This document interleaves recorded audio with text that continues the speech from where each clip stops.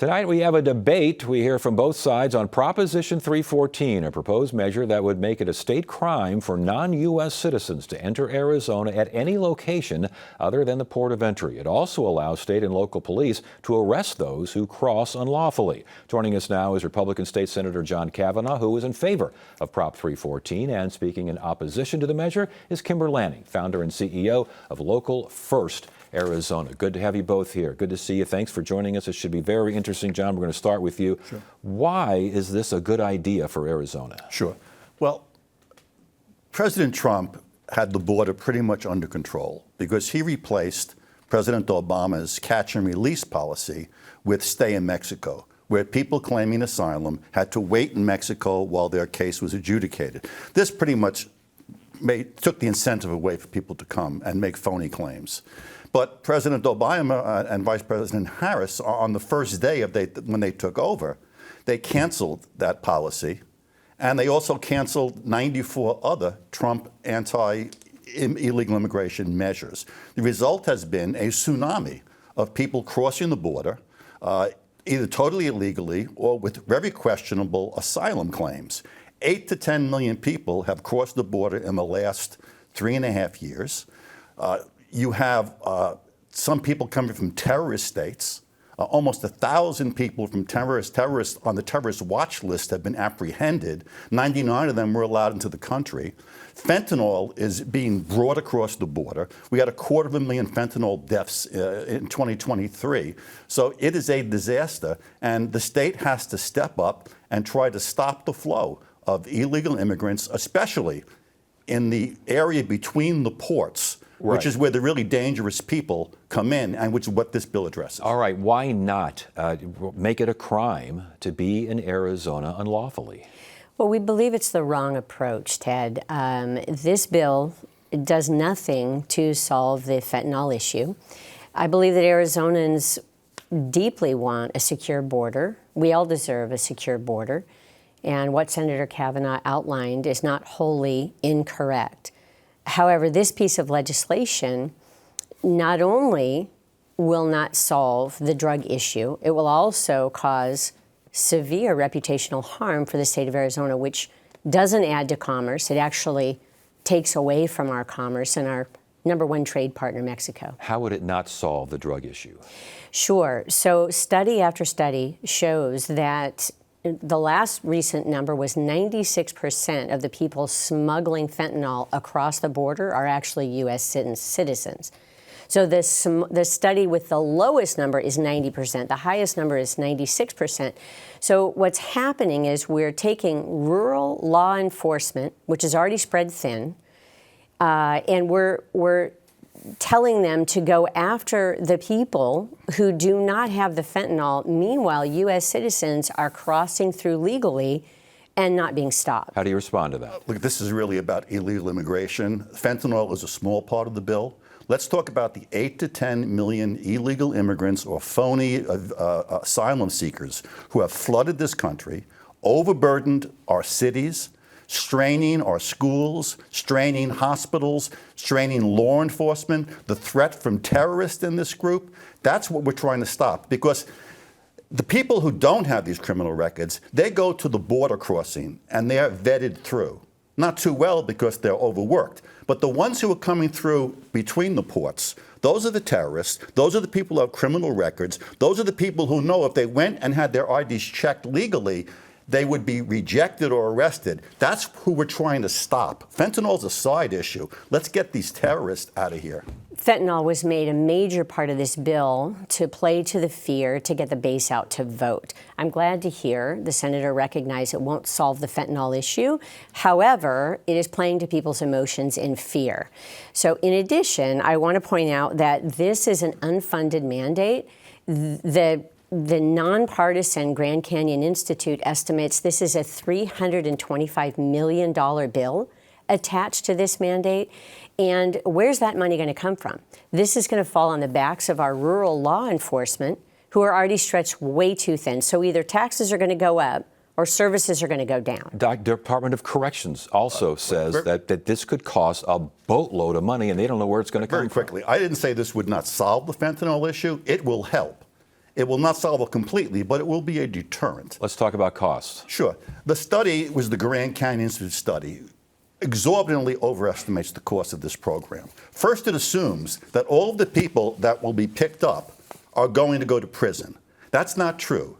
This bill clearly states that if it's a first-time crosser that's apprehended, when they go to a judge immediately, they have the option of leaving on their own. They'll be escorted back to the border and said, goodbye, don't let the door hit you in the ass.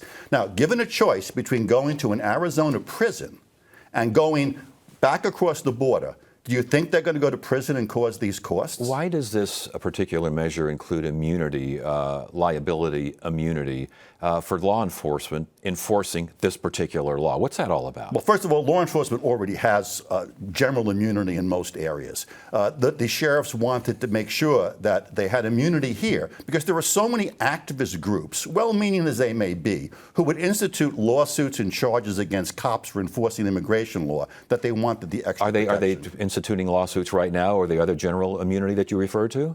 Yeah, you have people claiming brutality and other types of things, but that's a totally different issue. No, it is, well, but it's also, the immunity issue is very much a part of this. How do you respond to it? And let's go back to the idea of law enforcement. Apparently, I believe this measure says you got to see this. There has to be some sort of evidence that these folks cross. You can't just stop someone and say, I think you may have crossed. You have to have evidence to cross.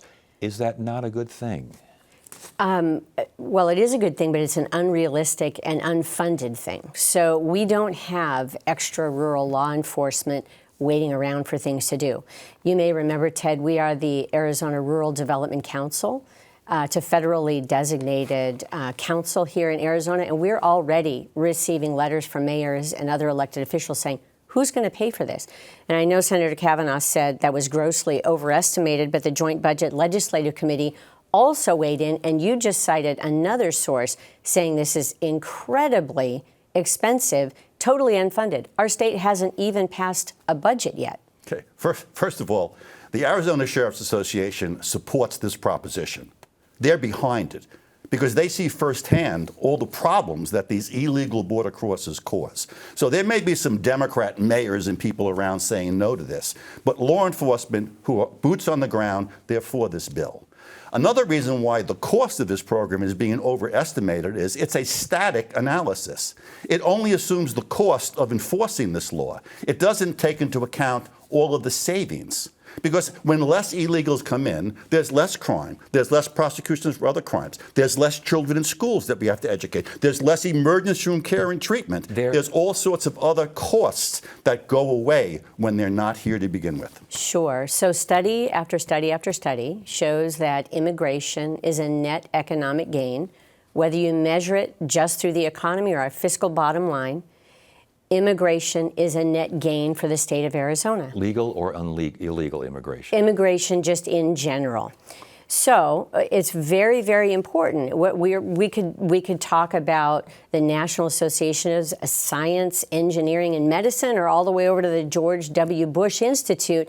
They all will say that immigration is a net gain for Arizona. And even right now, we have 30% of DACA recipients in the state of Arizona are employed in jobs in high-tech manufacturing. 30% have really good jobs. So we can't subtract the cost, the immediate cost, without also adding the long-term gains. Legal immigration is a wonderful thing because you have people who you vet.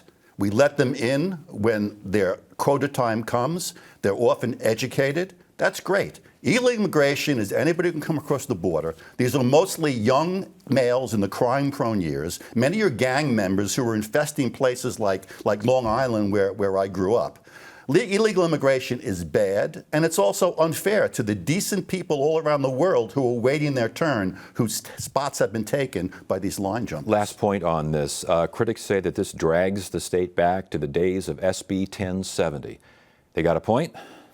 No, they don't. First of all, SB 1070 was a wildly popular law. If you look at the polls, the majority of people supported 1070. And if you look at the polls about this immigration crisis we now have, a majority of Democrats independents and Republicans totally support border enforcement. The state needs to come in and do our part. And I don't care if this costs $500,000.